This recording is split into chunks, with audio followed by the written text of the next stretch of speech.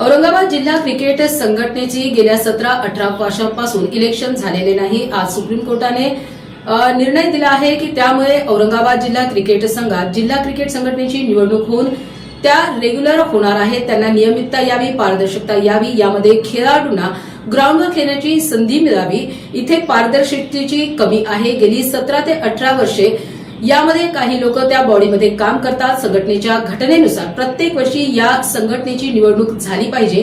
त्यामुळे आज महाराष्ट्र क्रिकेट असोसिएशनने जो चांगला सुप्रीम कोर्टाने निर्णय दिला, मी देखील एक प्रेस कॉन्फरन्स घेऊन औरंगाबाद जिल्हा क्रिकेट संघटना नियमित करण्यासाठी प्रयत्न करत आहोत आणि त्यामध्ये खेळाडूंना याचा फायदा होईल या दृष्टीने आमचा प्रयत्न राहील। 1916 पासून 2026 पर्यंत डिफेक्टिव्ह बॉडी काम करीत आहे। या पदाचा दुरुपयोग ही संघटना करीत आहे।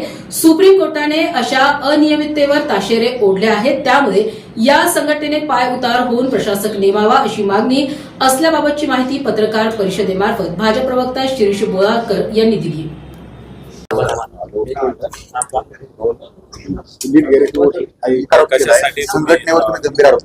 नाही, मी संघटनेवर गंभीर आरोप याच्यासाठी केलाय की औरंगाबाद जिल्हा क्रिकेट संघटना ही गेल्या 17-18 वर्षापासून या संघटनेचं इलेक्शन झालं नाही।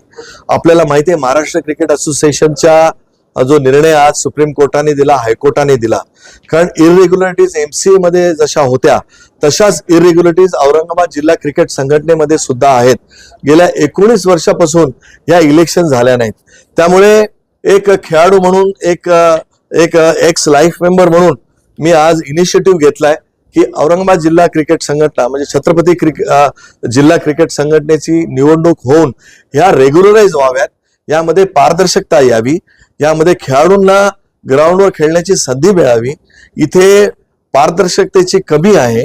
गेले 17-18 वर्षापासून काही लोक त्या बॉडीमध्ये काम करतायत। संघटनेच्या घटनेनुसार प्रत्येक वर्षी या संघटनेची निवडणूक झाली पाहिजे, तर गेले 17-18 वर्षापासून हे इलेक्शन झालं नाहीये। त्यामुळे आज महाराष्ट्र क्रिकेट असोसिएशननी जो चांगला सुप्रीम कोर्टाने जो निर्णय दिला, त्या निर्णयाला प्रोत्साहित होऊन आज इथे मी पण एक प्रेस कॉन्फरन्स घेऊन औरंगाबाद जिल्हा क्रिकेट संघटनेचं एक रेग्युलराइज होण्यासाठी, तिथे नियमित करण्यासाठी आम्ही प्रयत्न करत आहोत आणि यामध्ये खेळाडूंना याचा फायदा व्हावा या दृष्टीने आमचा प्रयत्न आहे। आर्थिक गैरव्यवहार झालाय का?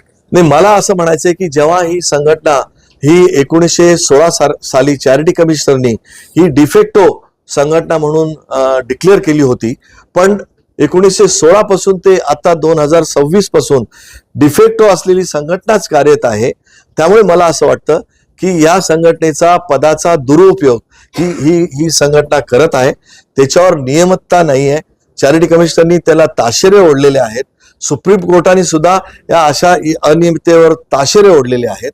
त्यामुळे ह्या संघटनेने ताबडतोब पाय उतार होऊन प्रशासक नेमावा अशा प्रकारची माझी मागणी आहे आणि चॅरिटी कमिशनरला माझी विनंती आहे, सोमवारी मी निवेदन करणार आहे की आपण एक प्रशासक नेमावा किंवा आज इलेक्शन घोषित करून नवीन बॉडी आपण निवडणुकीसाठी तयार करावी। संघटना गुणवत्ता पाहता मर्जीचे खेळाडू होतात। मी जसं तुम्हाला सांगितलं की गेल्या 18-19 वर्षापासून संघटनेचे तेच पदाधिकारी असल्यामुळे त्या पदाचा गैरवापर हा खूप मोठ्या प्रमाणात होतोय।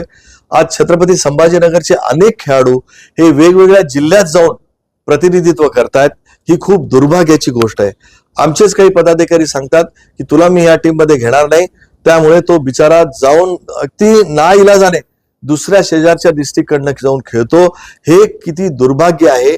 आणि तो पुण्यात जाऊन चांगला परफॉर्मन्स करतो, पुण्यात जाऊन महाराष्ट्राच्या टीम मध्ये सिलेक्ट होतो, पण आपल्या जिल्ह्याच्या टीम मध्ये हेतू पुरस्कर त्याला डावलून त्याला घेतल्या जात नाही। म्हणून मला असं वाटतं की कुठेतरी पारदर्शकता आली पाहिजे। खेळाडूंच्या हातात ही संघटना गेली पाहिजे आणि खेळाडूंनी याच्यात लक्ष देऊन ह्या सगळ्या कोचिंग असेल किंवा सिलेक्शन कमिटी असेल ह्या खेळाडूंच्या माध्यमातूनच केली पाहिजे।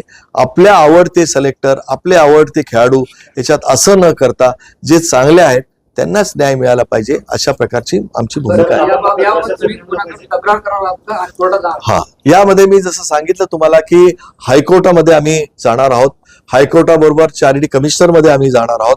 त्याचबरोबर महाराष्ट्र शासनाने म्हणजे चॅरिटी कमिशनरनी जे प्रशासक नेमला MCA वर, MCA ला या सगळ्या घटनेची आम्ही माहिती देणार आहोत आणि याचबरोबर काही क्रिमिनल ऍक्टिव्हिटी झाल्या असतील त्याच्यासाठी पण आम्ही आमची एक वेगळी टीम याच्यावर आमचे काम करणार. तर आपण म्हणतात प्रशासक नेमला पाहिजे, भगीरथ जोशी यांनी क्लिअर केलं, ते सांगितलं प्रशासक नेमलाच नाही पाहिजे, एक तर बॉडी गव्हर्नन्स द्या नाही इलेक्शन पासून. तर मग आपण प्रशासक साठी का बरं? माझं असं म्हणणं आहे की नियम आता मला माहित नाही 38 बहुतेक सुप्रीम कोर्टाने आता सांगितलंय, तुमची एकदा घटनेनुसार तुमचा ड्युरेशन संपल्यानंतर तुम्हाला जास्त वेळ त्या पोझिशनवर राहता येत नाही.